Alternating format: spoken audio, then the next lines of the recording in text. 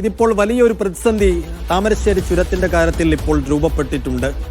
നാളുകളായി ചെറിയ ചെറിയ മണ്ണിടിച്ചിലൊക്കെ ഉണ്ടാകുമായിരുന്നു, പക്ഷേ ഇതൊക്കെ നമ്മൾ വേഗത്തിൽ ക്ലിയർ ചെയ്ത് ഇങ്ങനെ പോകുന്നതാണ്. പക്ഷേ ഇപ്പോഴത്തേത് ഗൗരവതരത്തിലുള്ള ഒരു പ്രതിസന്ധിയാണ്, വിഷയമാണത്.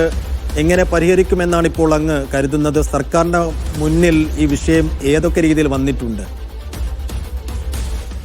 അതെ, ഇപ്പോ ആദ്യം നമ്മള് ഇടിഞ്ഞ ഭാഗങ്ങളൊക്കെ നമ്മൾ ക്ലിയർ ചെയ്ത് വാഹനം കടത്തിവിട്ടതിന് ശേഷമാണ് വീണ്ടും ഇടിച്ചിലുണ്ടായത്. അപ്പോഴാണ് വീണ്ടും വാഹനമൊക്കെ ബ്ലോക്ക് ചെയ്തത്.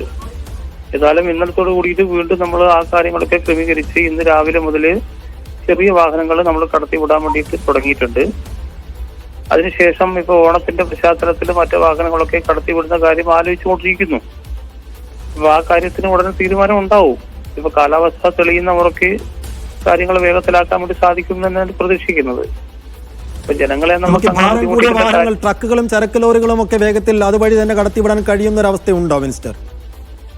അല്ല, ഇത് ഒരാഴ്ചയായിട്ട് പറഞ്ഞുകൊണ്ടിരിക്കുന്നതാണല്ലോ. ഒരാഴ്ചയായിട്ട് ഈ കോഴിക്കോട് ചുരം ബ്ലോക്ക് ആണെന്നും അതുകൊണ്ട് വാഹനങ്ങൾ മറ്റേ നമ്മളെ ഈ ടിയാടി ചുരം വഴിയും നടുകാണി ചുരം വഴിയും പോണം എന്ന് ഒരാഴ്ചയായിട്ട് അലോൺസ് ചെയ്തുകൊണ്ടിരിക്കുകയാണ്.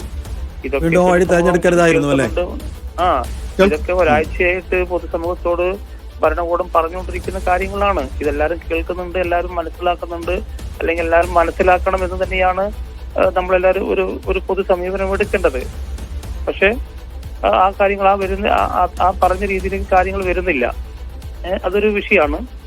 പക്ഷെ ഏതായാലും അതൊക്കെ അങ്ങനെ നിൽക്കട്ടെ, ഞാനതിന് കുറ്റപ്പെടുത്താനൊന്നും നോക്കുന്നില്ല. പക്ഷെ നമ്മൾ ഏതായാലും ഓണത്തിന്റെ പശ്ചാത്തലത്തിൽ ഏതായാലും ഇന്നത്തെ ഒരു കാലാവസ്ഥ മെച്ചപ്പെട്ട രീതിയിലേക്ക് കാര്യങ്ങൾ വരുന്നുണ്ട്. ആ അവസരത്തിൽ മറ്റു വാഹനങ്ങൾ കൂടി കടത്തിവിടുന്ന കാര്യങ്ങൾ കെട്ടിക്കിടക്കുന്ന ട്രക്കുകളിൽ കൂടുതലും ഇപ്പോൾ വയനാട്ടിലെ ഓണവിപണിയിലേക്കുള്ള വസ്തുക്കളാണെന്നൊക്കെ പറയുന്നു. അപ്പോൾ അത് വിപണിയിൽ കാര്യമായ പ്രതിസന്ധി ഉണ്ടാക്കുമോ ഇത് സമയത്തിന് അവിടെ എത്താതിരുന്നാൽ? അതെ, തീർച്ചയായിട്ടും. ഇപ്പൊ പച്ചക്കറി പോലെയുള്ള സാധനങ്ങൾ, ഇപ്പൊ വയനാട്ടിലേക്കുള്ള സാധനങ്ങൾ ഇവിടുന്ന് പോകണം, ഇങ്ങോട്ടുള്ള സാധനം വയനാട്ടിൽ നിന്ന് ഇങ്ങോട്ട് വരണം. അതൊക്കെ ശരി തന്നെയാണ്. ആ കാര്യങ്ങളൊക്കെ തീർച്ചയായിട്ടും ക്രമീകരിക്കും. ആ കാര്യങ്ങൾ ചർച്ച ചെയ്യുന്നുണ്ട് ജില്ലാ കളക്ടർമാര്.